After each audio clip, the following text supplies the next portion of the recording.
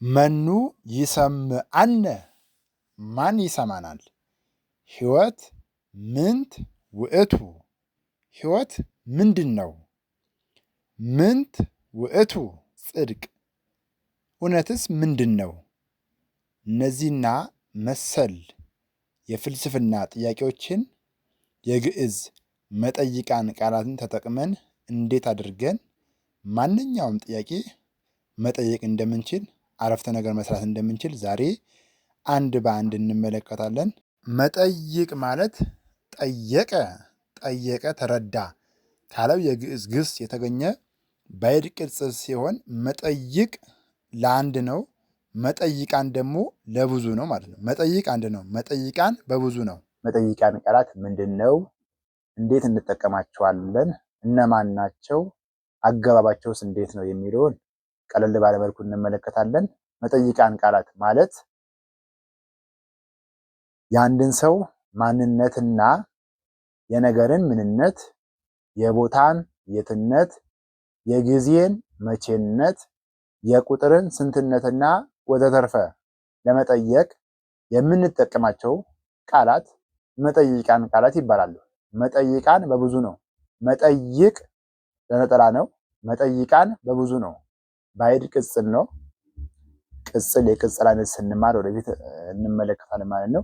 እና መጠይቃን ቃላት የነገርን ምንነት፣ የሰውን ማንነት፣ የጊዜን መቼነት፣ የቁጥርን ስንትነት እነዚህ ነገሮች ለመጠየቅ የምንጠቀማቸው የግዕዝ ቃላት መጠይቃን ቃላት ይባላሉ። በአማርኛ ደግሞ መጠየቂያ ቃላት የፈለግነው ነገር ለመጠየቅ ቅድም እንዳልነው ነው። የሰው ልጅ እስኪሞት ድረስ ይጠይቃል።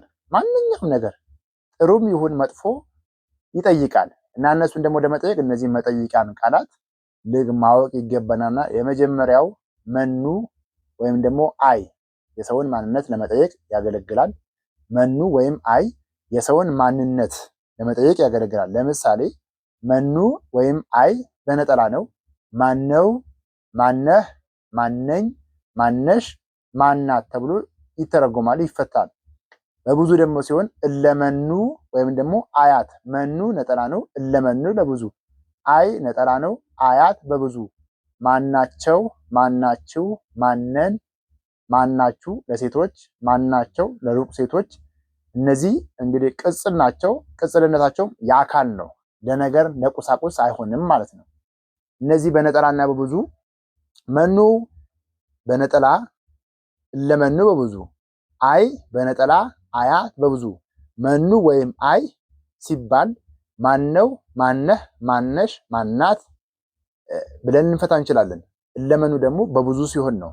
ማናቸው፣ ማናችሁ፣ ማነን፣ እነማነን እንደማን ነው። ማናቸው፣ እነማነን፣ ማነን አንድ ወገን ስለሆነ እነዚህ በነጠላና በብዙ እንዴት እንደሚነገር ለምን ግዕዝ ነጠላውና ብዙን እየለየ ነው የሚናገረው።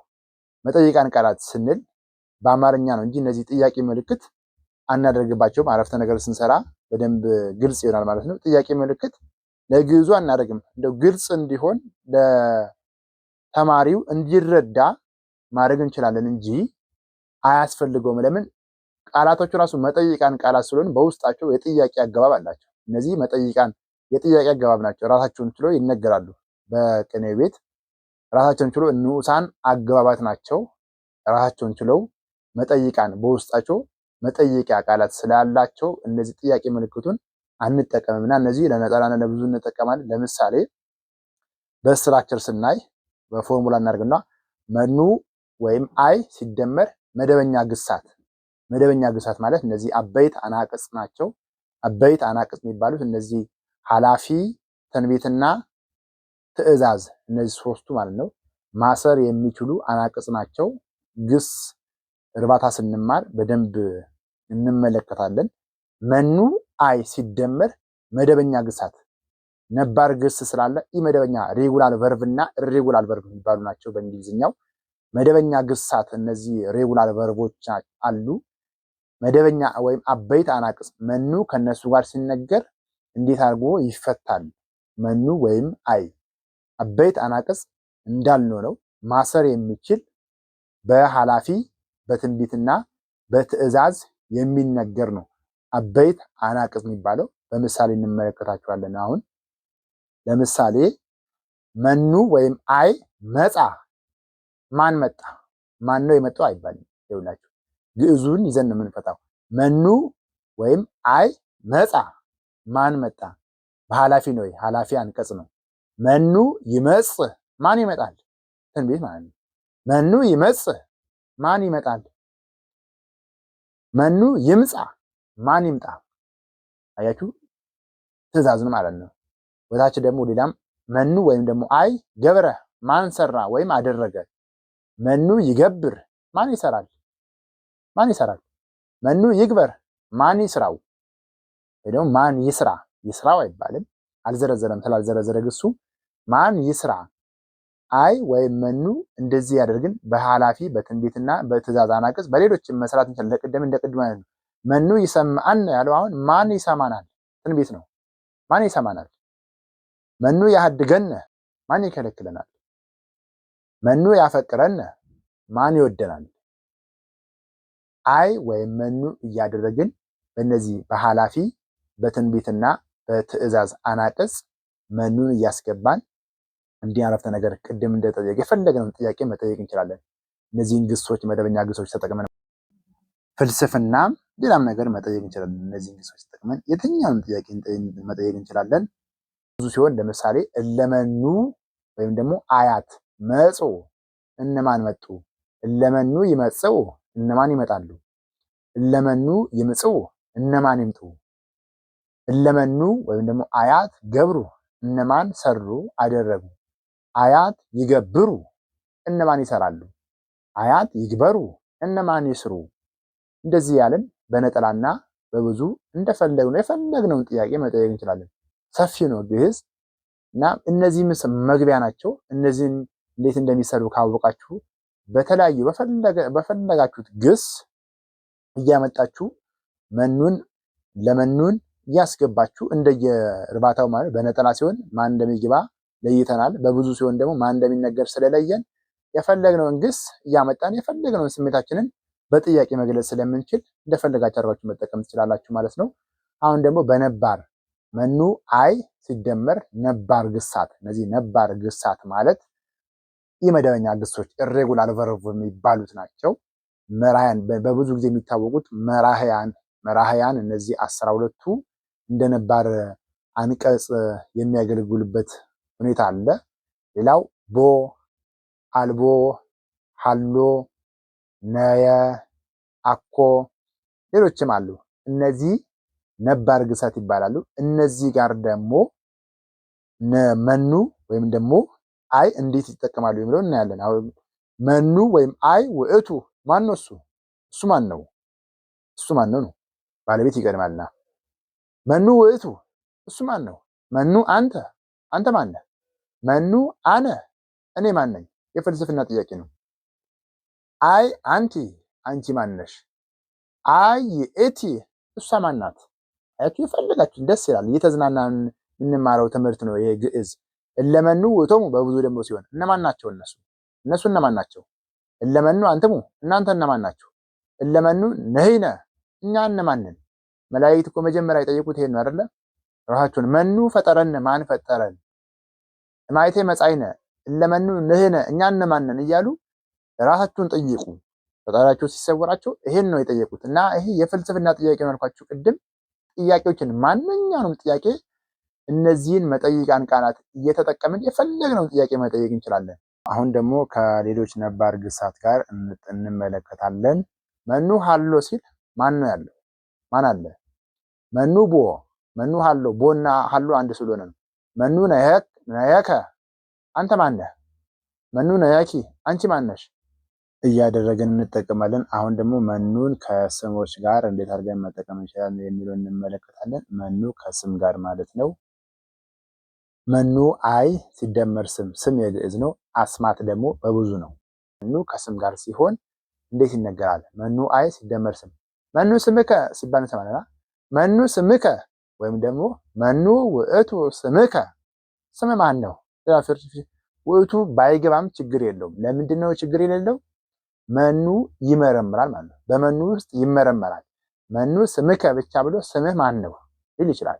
ለምን ውእቱ መኑ እዛው ስለሚቀድም ብለናል። መጀመሪያ ላይ መኑ ማለት ማን ነው ብለናል። መኑ ስምከ ስምህ ማን ነው፣ ማን ነው፣ ማናት፣ ማነህ ብለን ስላል ውእቱ ስለሚመረመር ማለት ነው። መኑ ውእቱ ስምኪ ወይም ደግሞ መኑ ስምኪ ስምሽ ማን ነው። መኑ ውእቱ ስማ ስሟ ማን ነው በሩቅ ሲነገርና ስምን እየዘረዘርን ከመኑ ጋር እንደዚህ እንደፈለግን መናገር እንችላለን።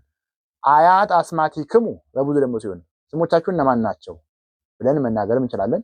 ሌላው አገባብ ሲጫናቸው ደግሞ ትርጉማቸው ይቀየራል። አገባብ እነሱ ላይ ደግሞ ሲወርቅ ትርጉም ይለውጣሉ ማለት ነው። ለምሳሌ በሲወርቅበት ሁለቱ ላይ በአይ ወይም ደግሞ በመኑ ሲባል በማን ይባላል። ለአይ ለመኑ ስንል ለማን፣ ዘመኑ ዘአይ የማን፣ ዘመኑ ንባብን እያወቀ ዘመኑ ካላለኑ ንባብ ይበላሻል። ዘመኑ ዘአይ የማን፣ ምስለመኑ ምስለ አይ ከማን ጋር፣ ሀበመኑ ሀበ አይ ወደ ማን።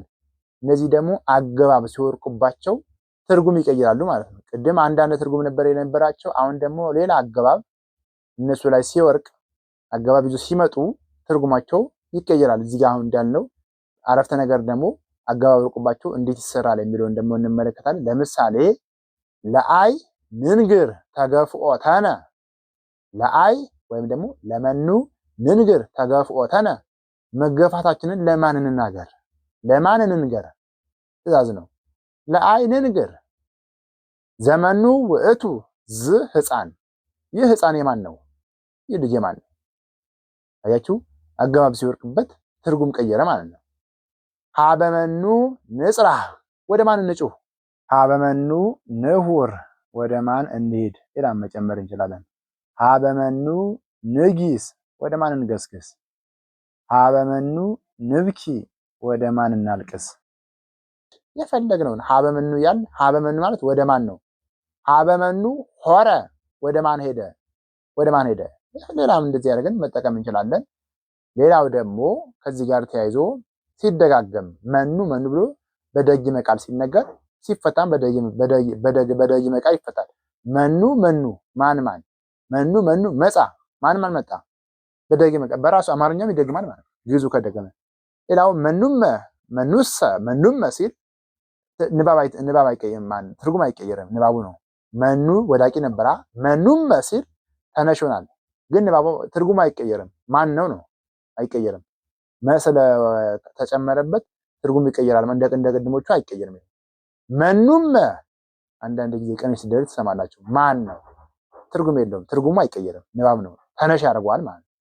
ሌላው ኒ ሂ ኒ እነዚህ ዋቤ ሲጨመረበት ፊደላት ትራስ ሲሆኑት መኑ ሂ አይኒ ማንም ተብሎ ይተረጎማል። ማንም ም ያሱ ላይ ተፈታችሁ ሂና ኒናት ም ያሰኘችው